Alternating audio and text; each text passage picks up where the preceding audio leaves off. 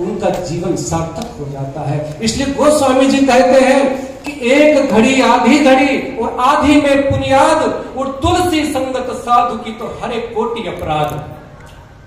एक घड़ी 24 मिनट की होती है, आधी घड़ी 12 मिनट की, उससे आधी, उससे भी आधी 3 मिनट। गोस्वामी जी इशारा कर रहे हैं कि 3 मिनट, तो 3 मिनट में तो सिर्फ दर्शन हो सकता है, सत्संग में नहीं हो सकता।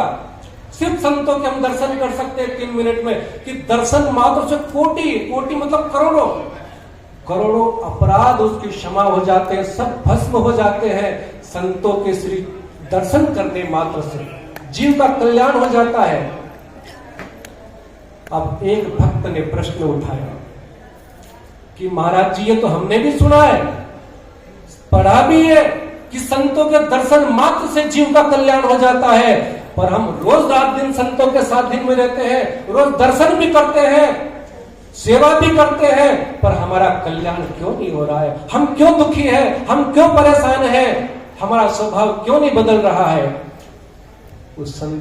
हमने ये भी सुना है कि चंदन के साथ नीम रहे तो रूप चंदन हो जाता है, और लोहा पार संग लगे तो रूप सोना हो जाता है, सुना है। पर ऐसा क्या है जो हमारे ऊपर उसका असर नहीं हो पा रहा है? एक संत ने कहा कि आपने बिल्कुल ठीक बात कही कि चंदन के साथ रहे तो रूप चंदन हो जाता है। चंदन नीम ही नहीं, और भी कई प्रकार के जो वृक्ष होते हैं वो भी चंदन जैसे हो जाते हैं, पर एक पेड़ ऐसा है जिसका चंदन का कोई असर नहीं होता है। जानते हो उस पेड़ का नाम क्या है? उस पेड़ का नाम है बांस। तो उसमें क्या कमी है? जब सभी पेड़ चंदन हो जैसे हो जाते हैं तो बांस को भी चंदन जैसा हो जाना चाहिए था, पर चंदन वो क्यों नहीं हो पाया?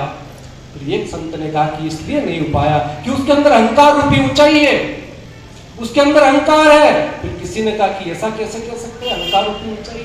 भले उसका कद बड़ा है तो उसके मतलब अहंकार आ गया क्या?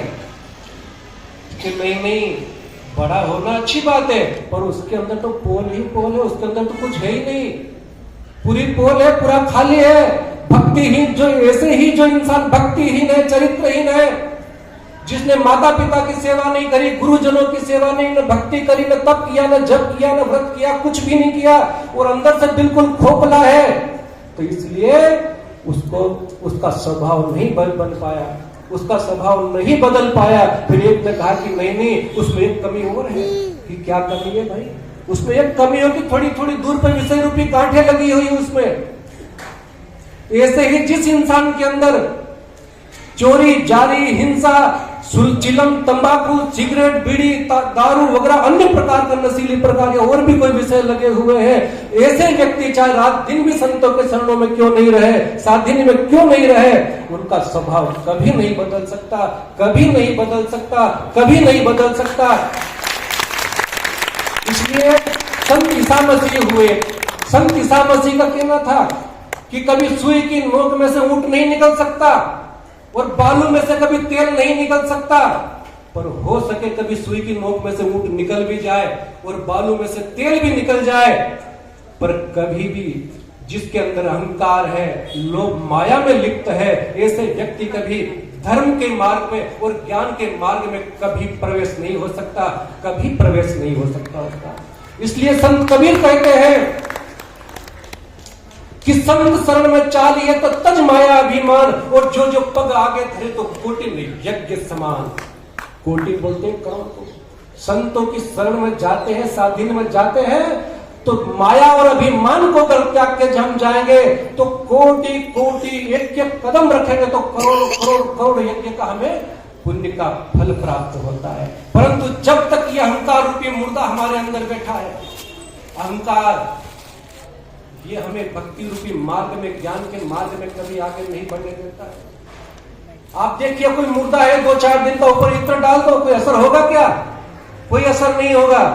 इसी तरह से एक बार की बात है, एक गांव में कुआं था, एक गांव में कुआं था जो सारे गांव के लोग वहीं से पानी पीते थे। तो उस गांव में क्या हुआ, पानी इतना गहरा था कि पानी दिखाई नहीं देता था। हाँ, उसमें अगर पत्थर डालो तो लगता था कि हाँ इसमें पानी है, डबोक करके आवाज आती थी। एक अजनबी कोई पानी पीने के लिए गया, उसमें कुएं में गिर गया। किसी ने देखा नहीं गिरते वक्त। जब 4 दिन के बाद बदबू आने लगी पानी में, तो किसी ने कहा कि भाई इसमें इत्र डाल दो, गुलाब जल डाल दो। तो इत्र डाला गया गुलाब का, तो कोई असर नहीं हुआ। फिर किसी ने कहा केवड़े का इत्र डाल दो, कोई असर नहीं हुआ। फिर किसी ने कहा कि शायद पानी सड़ गया, भाई पानी को बदल दो। इसी तरह से हम लोग क्या करते हैं कि संत बदल देते हैं, गुरु बदल देते हैं कि भाई इनमें तो कुछ नहीं। जब पानी बदल गया सब गुरु बदल देते हैं। जब हमने गुरु को बदला तो 2 दिन तो लगा, संत को बदला कि ये ठीक है, वहां बदला, पर ये अहंकार रूपी जो मुर्दा अंदर बैठा था 2 दिन के बाद फिर उसमें कमी दिख गई। गुरु में भी कमी देखने लग गए, संत में भी कमी देखने लग गए, क्योंकि अहंकार रूपी मुर्दा हमारे अंदर बैठा था। परंतु जब किसी ने एक संत ने कहा कि इसके अंदर शायद कुछ गिर गया है, उसको निकालो। जब उसको मुर्दे को निकाला गया और जल को पावन, कुएं की सफाई हुई तो जल निर्मल हो गया, पावन हो गया। इसलिए गोस्वामी जी कहते हैं कि निर्मल मंजन सो मोहि पावा, मोहि कपट छल छिद्र न भावा, मोहि कपट छल छिद्र न भावा, मोहि कपट छल छिद्र न भावा। तो जब हमें ये अहंकार रूपी मुर्दा हमारे अंदर से निकल जाएगा ना, तो हमारा कल्याण हो जाएगा। अब 2 मिनट